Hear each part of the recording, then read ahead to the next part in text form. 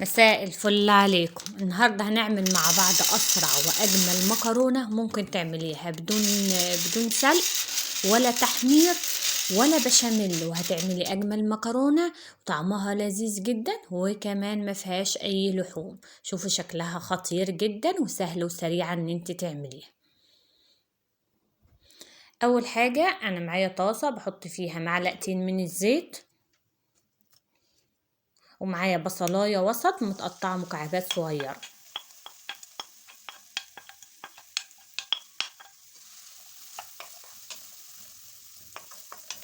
هشوحها كده لحد ما البصلة تدبل معايا.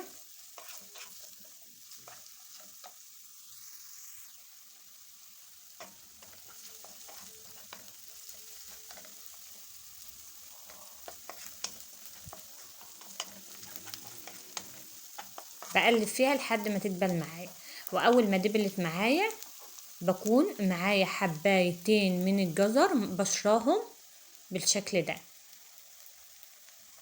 على المبشرة الناحية الناعمة، يبقى حبتين من الجزر مبشورين ناعم بالشكل ده.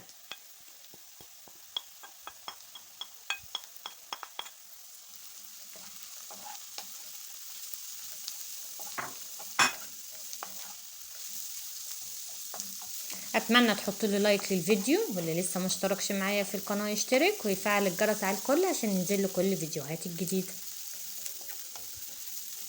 بعد كده ما قلبت دقيقه كده في الجزر والبصل، معايا يعني بصوا حبه من الفلفل كده الاخضر على الاحمر، على يعني فلفل الوان اخضر واحمر واصفر مقطعاهم مكعبات صغيره. لو ما عندكش الفلفل الالوان عادي فلفل اخضر بس، اي حاجه متوفره عندك ممكن تحطيها في الحشوه، او اي حاجه بتحبيها تقدري تحطيها غير الحاجات اللي انا حطاها دي. يعني لو اي حاجه بتفضليها ممكن تحطيها. وبعدين بقى كده بحط يعني معلقتين من صلصه الطماطم كبار، بس دي عندي كنت مفرزاها فحطيت منها يعني معلقتين كبار من صلصه الطماطم. دي معلقه كبيره، بس بالنسبه لك انت لو سايله هتحطي معلقتين. ومعلقه كبيره من الكاتشب.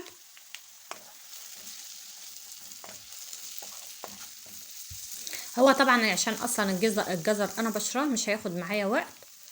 وبعدين بحط بقى معلقه صغيره من الملح والفلفل الاسود والبهارات، بهارات لحمه او بهارات فراخ، او البهارات السبع بهارات، اي بهارات موجوده عندك تحطي منها معلقه صغيره.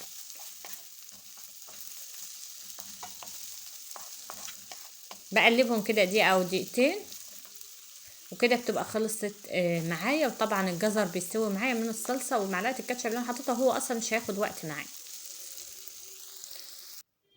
بروح بقى في صينيه ومعايا نص كيلو من المكرونه.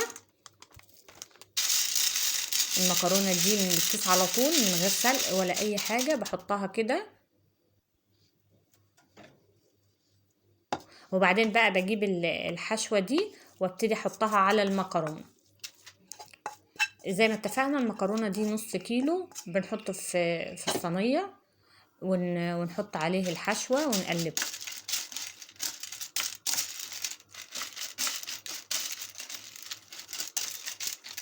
بقلب كده الحشوه في المكرونه كلها.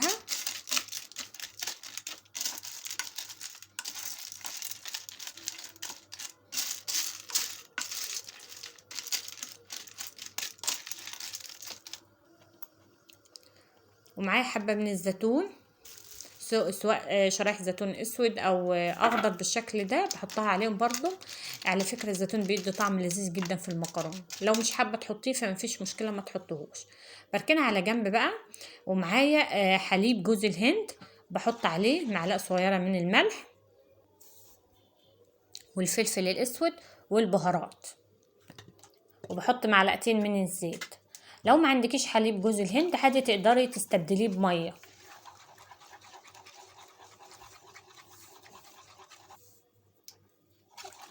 بظبط الملح كده، حطيت شويه كمان من الملح. يبقى زي ما اتفقنا لو ما عندكيش حليب جوز الهند عادي تستبدليه بميه. وبعدين بقى بنزل على المكرونه بالشكل ده لحد ما اغطيها كده بشويه عشان تستوي معانا. بزود بقى بميه بغطيها بالشكل ده.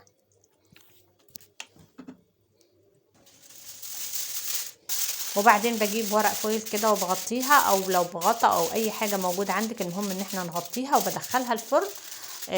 وبعدين بقى بسيبها لما تستوي وهرجع اوريها لكم تاني.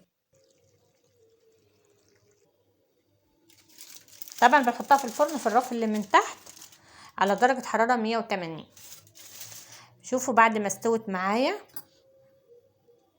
طبعا بنشوفها استوت واخبارها ايه. لقيتها استوت كده تمام جدا. بجيب بقى جبنه موتزاريلا نباتي وبحطها عليها بالشكل ده. دي موتزاريلا صيامي بحطها على الوش بالشكل ده. لو ما عندكيش الجبنه الموتزاريلا الصيامي هتعملي ايه؟ هتجيبي معلقه كبيره من الكاتشب او معلقتين من الكاتشب على معلقه من الزيت وتدهني وشها. تدهني وشها بفرشه من فوق، هتديكي نفس النتيجه ويعني طعمها برضو هيبقى جميل جدا. انا بحط بقى الجبنه الموتزاريلا كده وهدخلها الفرن، هديلها لون من فوق.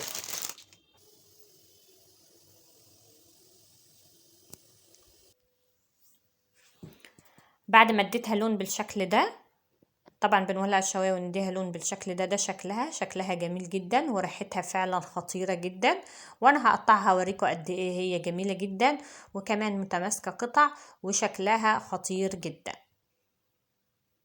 وكمان يعني هي وصفة سهلة وسريعة جدا، ومش هتاخد منك 10 دقايق بالظبط هتكوني خلصتيها، ومن غير ما توسخي مواعين كتير ولا بشاميل ولا مثلا تسلقي ولا الكلام ده كله. وفي نفس الوقت هتطلع معاكي نتيجة جميلة جدا.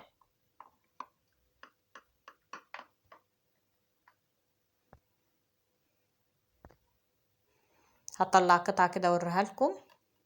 ده كمان هي سخنة فهي سايحة معايا، يعني كمان لو انت بتسيبيها تبرد شوية هتبقى كمان متماسكة اكتر من كده بكتير.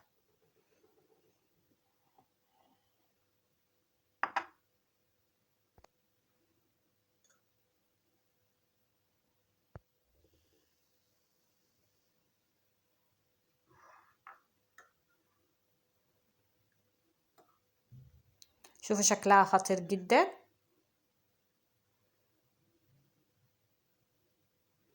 وطعمها واو لذيذ جدا. فعلا خطيرة جدا وسهلة وسريعة ان انت تعمليها. اتمنى الفيديو يكون عجبكم، وما تنسوناش بقى بلايك للفيديو وشير للفيديو، واللي لسه مشتركش معايا في القناة يشترك ويفعل الجرس على الكل عشان ينزل له كل فيديوهاتي الجديدة.